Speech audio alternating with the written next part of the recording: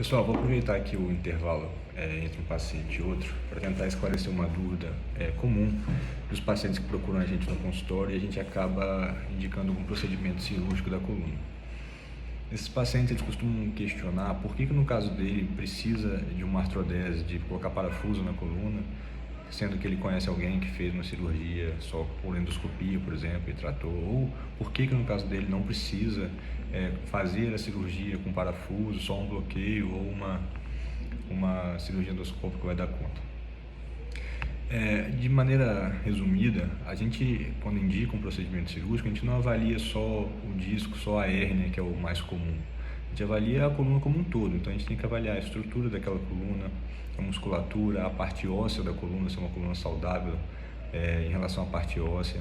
E, obviamente, também avalia o disco. Então a gente tem que avaliar se esse disco está herniado apenas para a raiz de um lado, ou se ele está herniado pegando as duas raízes, ou até se ele está estenosando todo o canal, diminuindo o espaço de todo o canal por onde passa a medula.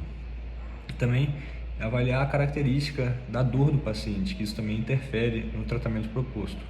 Obviamente a gente avalia o disco quanto à parte extrusa, como eu falei, mas também a gente avalia outros aspectos, como a altura desse disco. É um disco que ele está baixinho, já desidratado, ou é um disco que tem uma altura saudável? Quanto à parte óssea, a gente tem um deslizamento, uma listese da vértebra, uma está escorregando sobre a outra no movimento, ou ela está uma coluna estável?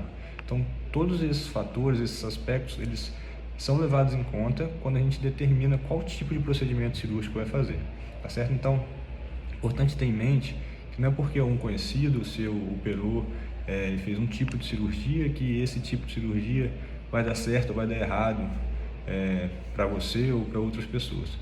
O atendimento do paciente tem que ser individualizado, levando em conta os diversos aspectos da parte radiológica, mas também a parte clínica, a queixa principal do paciente, a característica da dor do paciente, tá certo? Um abraço.